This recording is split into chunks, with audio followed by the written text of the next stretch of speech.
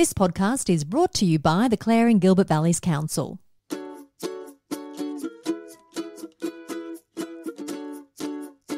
Hello and welcome to another episode of the Clare Valley podcast, highlighting the news, issues and events in the Clare and Gilbert Valleys Council area. I'm your host, Annabelle Homer. Coming up, how much do you know about your local council? How many employees are there? Who does what? Over the next few episodes, we'll be stepping beyond the council foyer and heading out the back to meet those people that keep the council cogs in motion. And we'll hit the train tracks later and check out one of the Clare Valley's major tourist attractions. The Clare Valley Model Engineers and their miniature trains draws passengers from right across the world, with the club hitting a record year last year with 11,000 rides. And this year they're exceeding that figure already. We'll meet some of the men behind the success of the club. But first, to all the latest from council headquarters, we're joined by CEO Dr Helen Macdonald.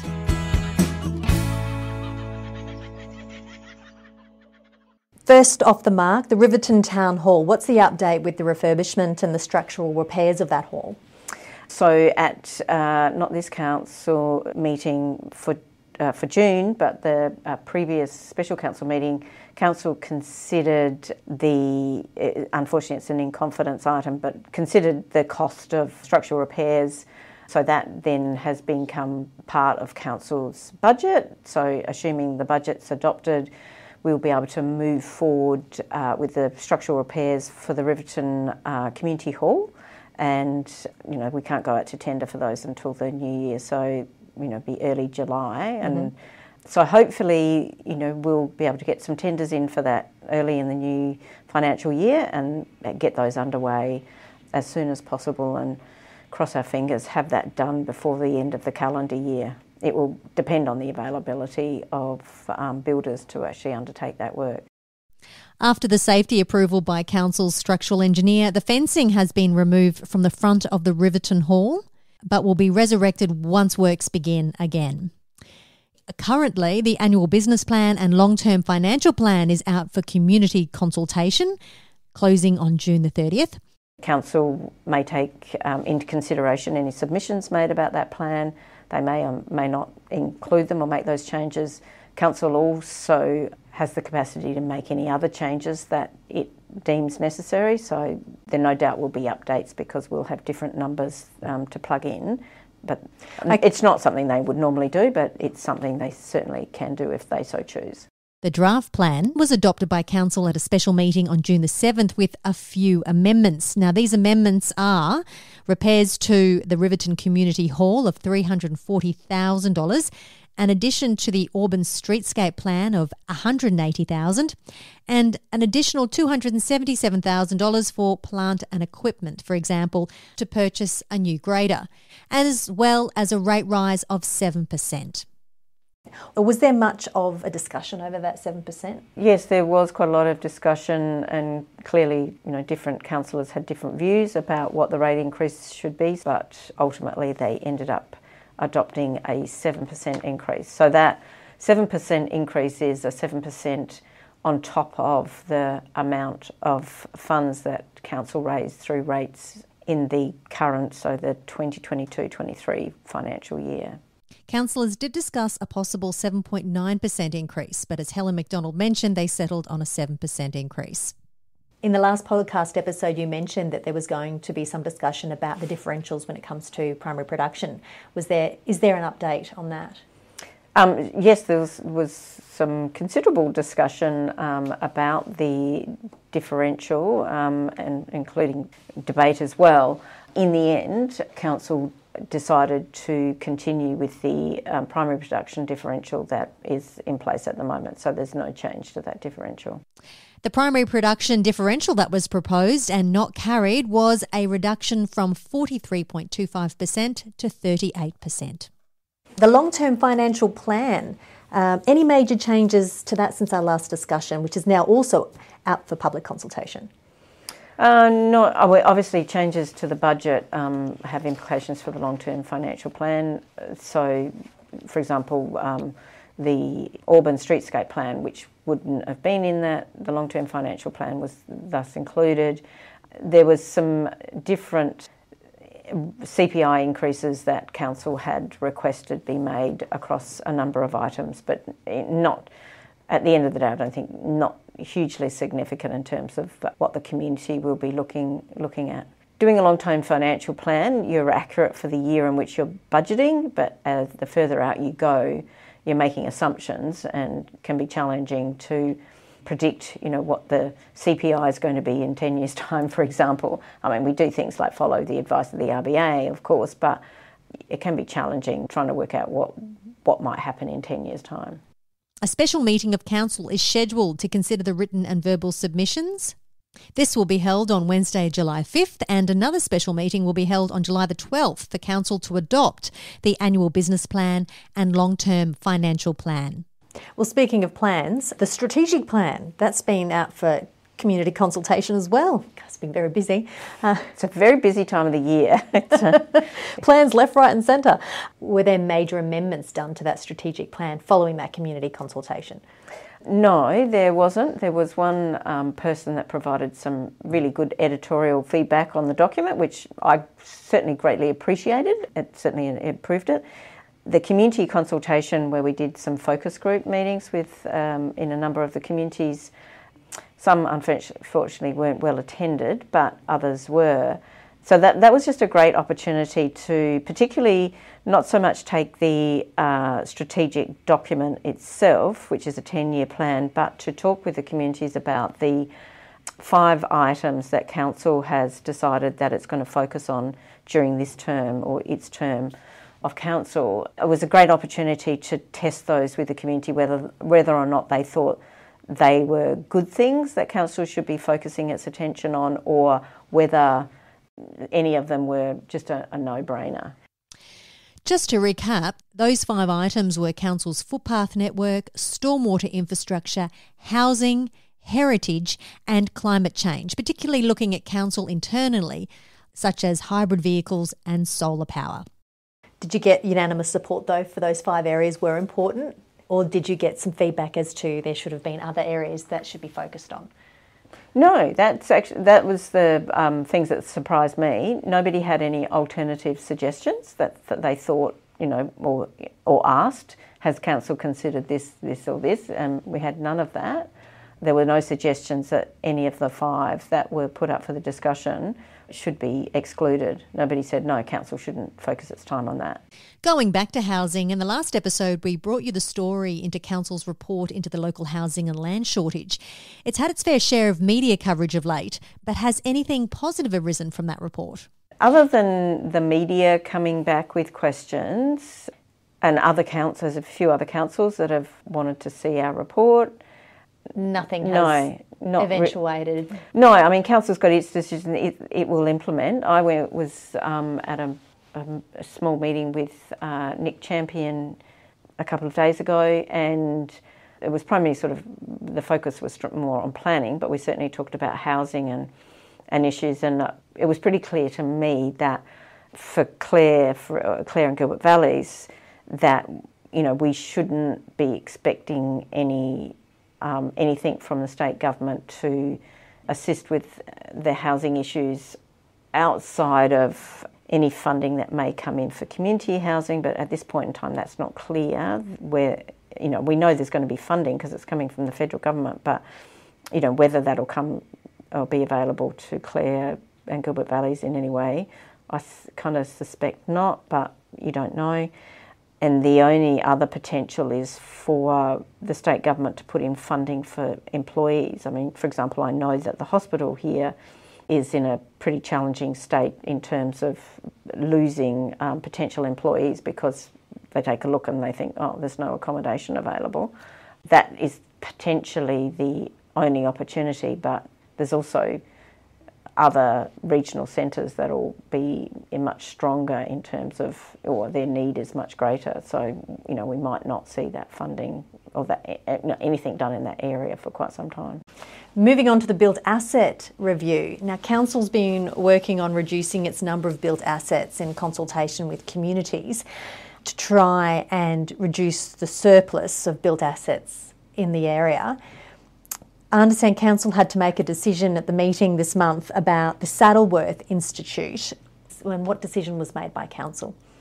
I suppose the Saddleworth community weren't interested in having the building gifted to them because they thought the cost of maintaining it would be far too great. They did want Council to keep it and Council to maintain it, but the level of usage of that building is so small that, you know, it begs the question why Council would do that. And also Saddleworth has a number of other buildings that to date has preferred to use for any community meetings and activities. Council weighed up that information that was provided to them and decided last night that they will move forward with the land revocation process, and that means that because it's on community land, so it's not freehold land, so it can't just be sold, it has to be approved by the minister that land can be sold. So essentially it becomes like freehold land and then can be sold. Council decided to commence that process last night. So do you think you'll get a bit of a backlash from the local community because the Council's decided to sell the building? Well, the revocation process is a lengthy process and involves community consultation, so it may not reach fruition of being sold depending on what the community think, but at this point in time a majority of the community have indicated they have no interest in keeping the building. There's a handful of people, and literally a handful of people who have indicated they would like to keep the building, but only if Council looks after it. So yes, we may get some negative responses, but the work that's been done, the surveys that have been done, the indication is by far that the majority of the people in Saddleworth don't want the responsibility of keeping that building, and it's too costly for Council to keep it. Yeah. One of the other requirement that, as part of the decision that Council made about reviewing all these built assets and whether we gift, dispose or keep them, was that if Council sold them, then the funds from that sale must remain in the community. And I think that's another thing that the Saddleworth community found attractive, because they have other projects that they'd like to invest in. So, and they look to the church that's next to the institute and see that the purchaser of that church has turned it into a very nice B&B. It's an attractive property, and so they don't see, you know, a private sale as necessarily downgrading or diminishing the building or the asset in terms of a community asset. Dr Helen Macdonald, thank you very much again for your time and keeping us up to date with all what's happening within Council this month, and look forward to hearing what Council decides with the draft annual business plan and the long-term financial plan in the upcoming meetings in July. Absolutely. Before we head to our next story, wanted to mention Naidoc for 2023. The theme is For Our Elders. As part of Naidoc Week, the First Nations community is putting on a dinner on the 5th of August at the Clare Town Hall. Now, it's being sponsored by the Northern and York Landscape Board and the Clare and Gilbert Valleys Council. It will be a family event with Paulette's providing a great menu incorporating bush foods. There will be music, storytelling and other cultural activities to keep you entertained and expand your knowledge and understanding. All ages are welcome. Booking details will be published on Facebook and the Council's website.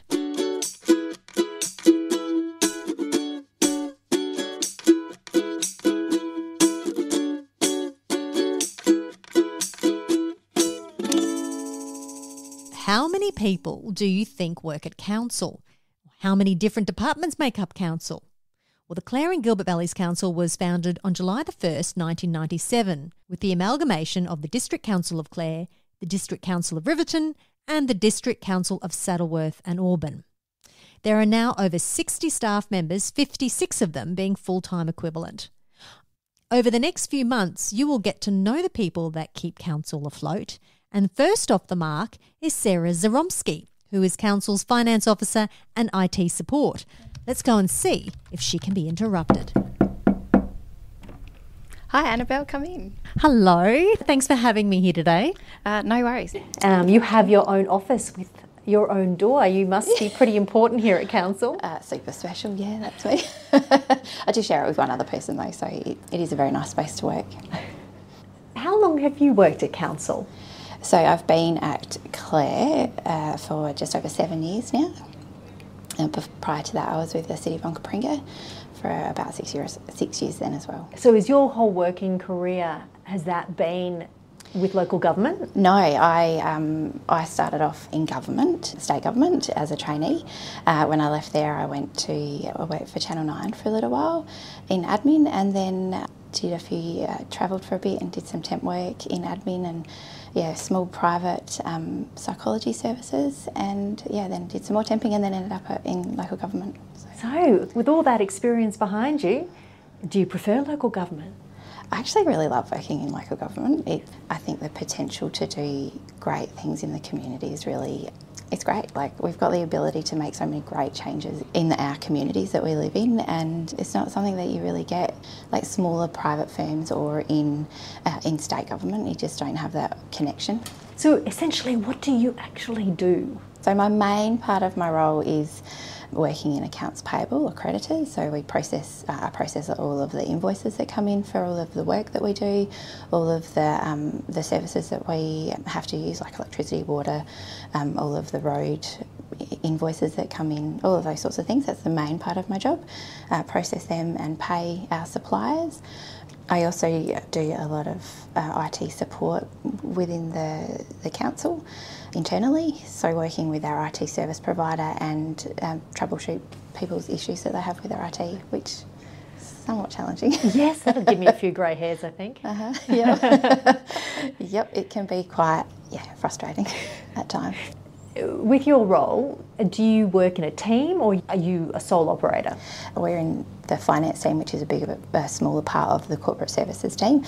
So corporate services covers things like governance, council meetings, front counter, the CPN network, finance. So finance includes rates, payroll, accounts payable, accounts receivable. I work really closely with our finance manager, senior financial officer, our debtors officer and our rates officer.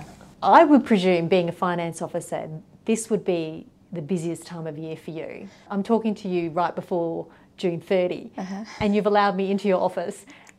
Has this been a good day for you? What's the lay of the land? So you're right, it's super busy time of the year. I'm actually backing up our payroll officer at the moment. She's on leave, so I'm doing payrolls, and yesterday was our payday, was our last pay of the financial year, so that was a little bit hectic.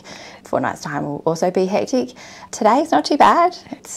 I'm just catching up for things that I haven't been able to do while I've been doing payroll. If you had come to me next week, it might have been a different kettle of fish, because 30 June and all of the things that you have to have done before then to make sure that things that you can't do afterwards that you have to do before the end of the year, that's sort of really time constraining. How many invoices do you get a year? So we roughly get about 6,000 invoices a year that we have to put into the system individually, and each invoice may have different components to it that you have to input as well. Okay. So it feels like a lot of work. 6,000. And that's not really a lot. No, it's in relation to other councils, it's probably not that much, no. I mean, okay. Not a massive council. But. And payroll, how many people are on the books here at council? I think we have about 66 or so, but full-time equivalent I think is about 55, 56. So you've been here 7 years. How much has it changed in that time? It's changed substantially, I think. We originally, when I first started here, were printing off invoices and getting a lot through the post. We would enter them all manually, have them signed off manually by people. And now a couple of years ago, we swapped over to doing electronic approval of invoices. So we have to still enter them into the system, but the people that approve the invoices do it all online. And so that really helped us through COVID when we were all in lockdown. So we had all of the invoices electronically anyway, and so that enabled me to work from home without having to rely on someone in the office to be able to scan all the invoices in and send them to me. So it was certainly helped speed-wise and efficiency-wise to have that all electronic, and it's made things much more streamlined and saves us heaps of paper. And do you work from home with this role still? Every now and then, with having to bring the kids into school, it doesn't really work. So for me, I can if I want to. That's good. You've got the flexibility. Yeah, it's fantastic. What is it about your job that you love? I really enjoy interacting with the community. I do get the opportunity every now and then to go and work on the front counter, which I really enjoy. And knowing that you're, helping people pay their bills as well, I suppose, and making sure that they get their stuff on time. Paying attention to detail and making sure that you get all the figures right. It's a bit of a nerd part of my job that I quite enjoy. Well, that's good. I can see the attractiveness of that, or the appeal. Yeah, making sure it's right, and that like at the end of the financial year things balance, and that your ins and outs are all the same. So I quite like that. I think you need to like that to be able to work in finance. What is the part of your job that frustrates you? I guess I do every now and then have to deal with some of the bigger organisations, like the telcos and the service providers, and sometimes getting answers out of them are a little bit tricky, which I think everyone finds. How many hours we spend on the phone on hold to Telstra, or how many hours we spend on hold to the electricity companies. I still have to do all of that as well, so that's actually very, very frustrating. What's your end goal, Sarah? I mean, you've been here for 7 years. You've worked your way up the chain too, because you started at council not doing this role, I understand. You were taking the minutes at council meetings, is that right? That's right, yeah. So because I had done that previously in Onkaparinga, I managed to win that role here, and they really only needed someone once a month to take the minutes. And yeah, because I'd had experience in local government, I managed to get a bit more work, a bit more casual work, and then won the position for full time. So in the future, I don't see myself moving anytime soon. Like I said, I really enjoy working here. So don't want to be head of finance? Perhaps not finance. Maybe I might like to go up the ladder a little bit, but perhaps not finance. No. CEO? No. Too scary for me. You mentioned that you love the community aspect of working for local government and being on the front desk from time to time and dealing with the public. Mm-hmm. I'm surprised you say that, because I guess you would get a lot of people coming through that would be critical of council as well. Do you take that all in your stride? I guess you have to, and the older you get, the more experience you get, the easier it is to brush those things off. Like, we certainly get a lot of people that are angry, that seem to think that, it's all our fault. Well, it's not actually, and we're just trying to help you. But you just have to let it off your back. Otherwise you never be able to sleep at night. Well, I'll let you get back to it, but thank you very much for taking the time to talk to me today, and good luck with the end of financial year happenings. Thank you. And you're not lying awake at night wondering if you've done the right thing or added the right figures. Sometimes you'll have that wide awake moment. I think it's usually about 2 or 3 o'clock in the morning. Oh my God, I forgot to do that. I have a little notebook, or send myself an email in the middle of the night going, don't forget to do that when we get back to work. But doesn't everyone do that? Sara Zuromski, Council's Finance Officer and IT Support. Clare Valley Podcast. Clare Valley Podcast. You're listening. Clare Valley Podcast. Clare Valley Podcast. What is it about miniature trains that draws crowds from near and far? Well, whatever it is, kudos goes to the Clare Valley model engineers and their miniature trains, as they've turned their venture into a major tourist attraction over the last 26 years. The club was formed in 1998 and they started doing public rides the following year. Last year they recorded over 11,000 rides, a record year, and this year it's set to be even bigger. I caught up with the club's president, Dean Manderson, trackside on one of the public ride days to find out more about what has made this club so successful. But firstly, let's find out a little bit about the history and how it was formed in the first place. All aboard! Well, Don Springbat, who founded the club, had a HO railway set, and he wanted a bigger train set. So this is our bigger train set. It's not much bigger. HO train set. HO train set in his shed he had it actually set up, with all the landscaping and that they do. So they have tracks which are about 25 millimetre apart. Our tracks are 180 millimetres apart, 7¼ inches. No, that's not 180 millimetres. I'll have to think about that. So how long have you been involved? I joined up when I moved up to Clare in 2003. Retired to the country. Is this your first involvement with trains? No, I was in a club in Adelaide too, the Millswood Club, SASMI, yeah. How did you get interested in trains or this type of hobby? It's not so much trains to me, but as making things. I always like making things, working with my hands. So, and the engineering aspects of it interest me a lot. Yeah, and a live steam train is really interesting, to drive and everything too. Have you made any of the trains here today? No, I haven't actually. I bought my train that I've got over there, although I am building a steam traction engine at present. It's nearly going. Are you self-taught in that regard? Yeah, definitely just self-taught, yeah. I've got a couple of friends who are tool makers who can help me along, but buy a lathe and start busting things, breaking things, cutting metal, learn it as you go. What was your career? Were you an engineer of some sort beforehand? I was a cartographer or a draftsman, so not much different. But handwork, draftsman, you're using your hands, so that's what I like, making things, yeah. How many volunteers are here? Well, we've got 17 members in the club, although some of them don't live locally.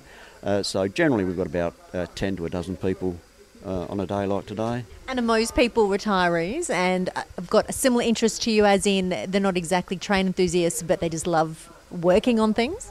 Pretty well, that's the case, yeah. We haven't had anyone... Oh, well, I lie. We've had a couple of people who were actually working for trains and who've been here, but they've moved on. But most of the guys here have come from all sorts of different backgrounds, and they just want something to do. They find this challenging and entertaining. Yeah. How many train engines do you have at the moment? We've got about a dozen trains situated here at present. That's a lot, isn't it? It's pretty good, yes. Yeah, it's excellent. Yeah, but we've had some very busy days, and we've had 8 or 9 trains out, and that just keeps going nicely, keeps up with the customers. We've got 3 live steamers, or a 4th one actually, it's not working, and the rest are generally petrol electric sort of thing. So we have a petrol engine runs generator which creates a power, and then down on the bogies of the train you've got electric motor which provides traction, the drive. It's a pretty cool track, and has it expanded over the years? Oh yes. We started off with a little track out in the middle of the oval, about 300 metres long. We used to do 3 laps around that, and then we decided, we need a bit more of a loop, and we need a proper station, because they were using just a tent basically for a station and to get started with, because this is all self-funded. The first few members put their hands in their pockets and got the money to buy the track and to start facilities.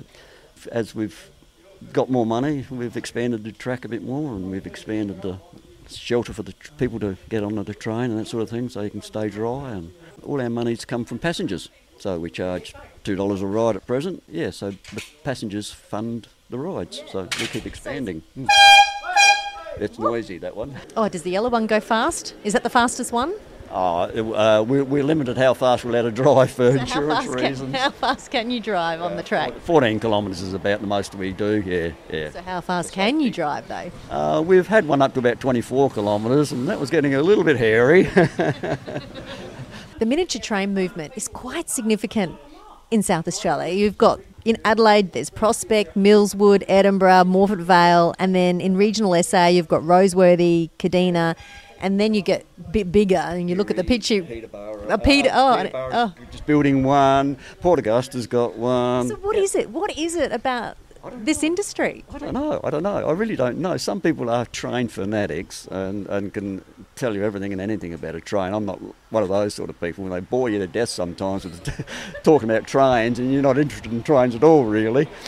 But yeah, there's always a fascination with trains. I think people, they appeal to people, don't they? I mean, appeal to kids, and Thomas the Tank's got a lot to do with that, I suppose. But the Pitchy Ritchie's awesome, and so is the Cockle train and those type of things. So the bigger trains, but yeah, if you come across a miniature train set up in a country town, it's a definite stopover, isn't it? Absolutely, yeah. There's 96 in the association in Australia, so clubs. So yeah, 96 clubs. 96 clubs, yeah.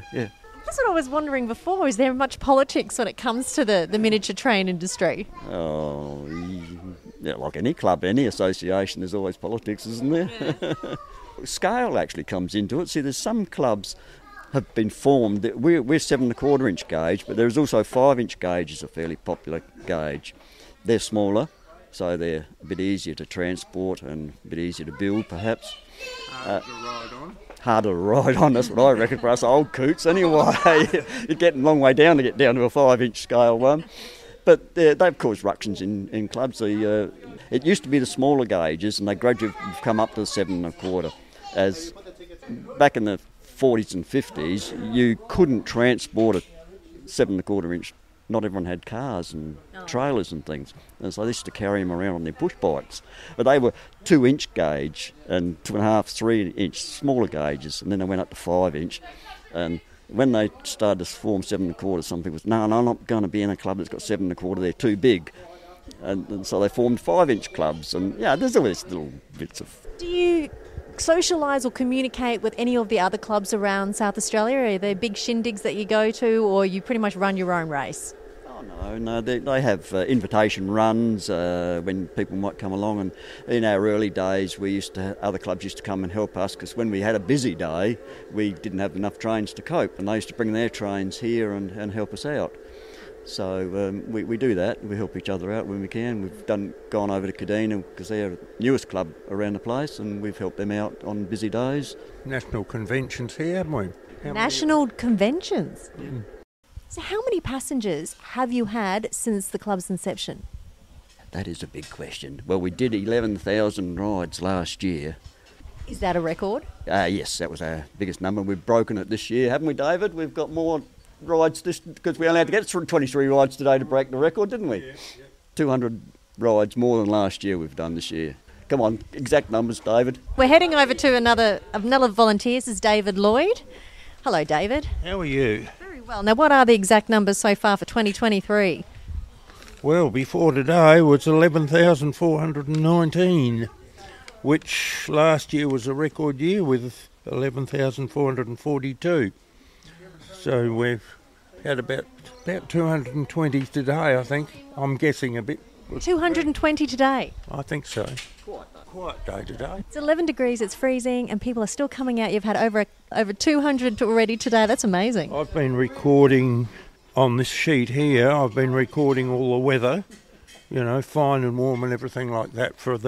This goes back 2005 or something like that, and it doesn't go. You can't compare the weather of the day to how many passengers we've got. It just doesn't work that way. Yeah. Could be pouring with rain, we can get a lot of people, be a lovely fine day, and we get next to nobody.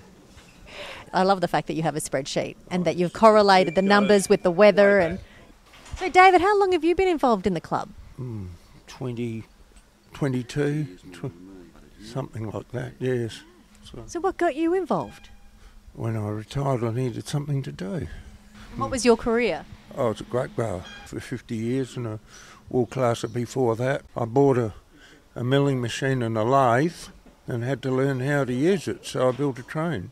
And I ended up with nearly as much steel in the rubbish bin as I did in the train, I think, because I had to learn, although somebody tells me all the bits were prototypes. I tried and it didn't fit, so I had to make another one. So how long did it take you to build your first one? Probably 18 months, I suppose, I'm guessing. Still running? Yeah, I've just taken it home last week to have probably its first decent service since I've had it going. 14, I think it's been running for. How often do you have a car these days that goes for 14 years? So there you go. And I worked out a couple of days ago it's done about 50,000 kilometres around this track. Well, thank you so much, gentlemen, for taking the time to speak to me this Sunday afternoon, and congratulations on the success of the club as well. You guys must be pretty stoked with how it's 25 or 26 years on, it's still going strong. Yeah. Well, I mean, it's in Clare especially.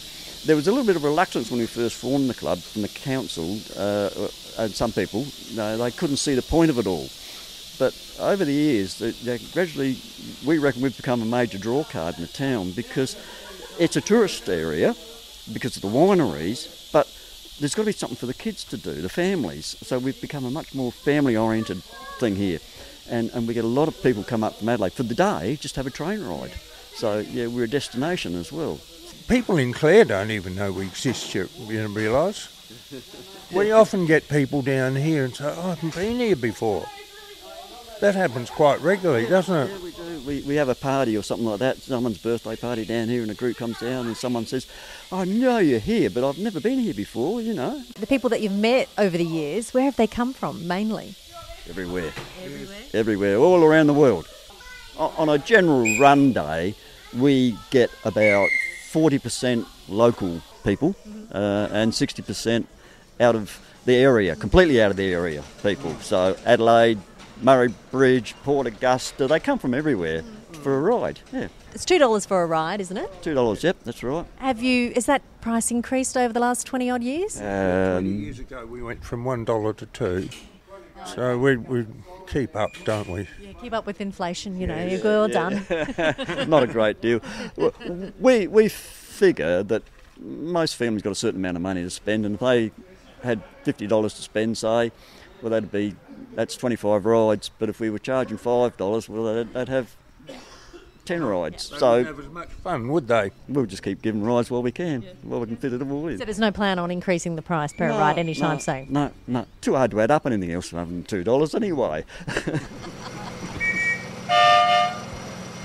If you're interested in being part of the Clare Valley Model Engineers, they have working bees on Wednesday and Saturday mornings. That's a wrap of the latest Clare Valley podcast. If there is anything you'd like addressed on this podcast, please get in touch. In the meantime, to keep on top of the latest council happenings, head to the website or its social media pages. I'm Annabelle Homer. I'll catch you next time.